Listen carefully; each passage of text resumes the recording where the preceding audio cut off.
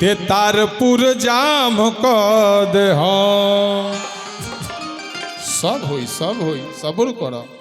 अब विषय पर बेटा लड़का कहता का कहता अरे का नाम हो लोग के गोर मत लगो तो गोर लगता तो करिया हो गए लोग। जूली बहुत सुंदर भिखारी आशीर्वाद दे दो बढ़िया से।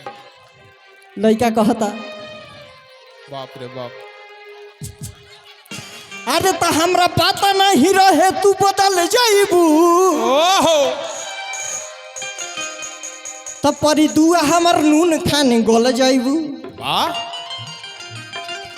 त जिंदगी में हमारा आके आज यदि जाइबू साथ छोड़ा के तो हम आगिया लगा देब तुहरा शादी के जोड़ा में। तब बस हमारे नाम लिखाई तारा सिन्होरा में कि हम अगिया लगा देब तहरा शादी का जोरा में। बाबा ही तोहरा में पका देब हमहू समझी टिकोरा में।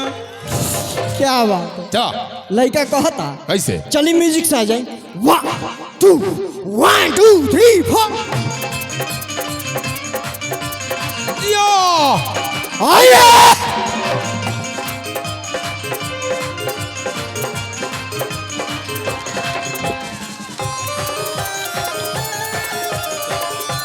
जाहो वाह। चली रवि यादव ट्रक लवर जितवारपुर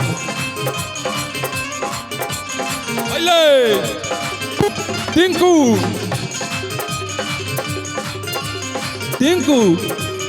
या जिंदगी में हमारा आके जदि जइबू साथ छोड़ा जिंदगी में हमारा आके जदि जइबू साथ छोड़ा के। जिंदगी में हमारा आके जदि जइबू साथ छोड़ा के ओ मोगिया लगा देब तुहरा शादी के जोरा में।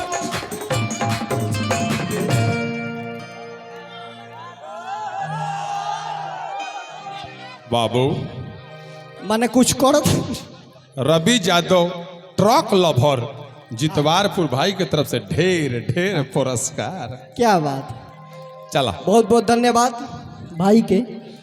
लड़का कहता आ बाबू विषय पर आओ जहाँ कथा बाबू है कि हम आगिया लगा देब तुहरा शादी के जोरा में। ए तब बस हमारे नाम लिखाई तारा सिन्होरा में। बस हमारे नाम लिखाई तारा सिन्होरा में।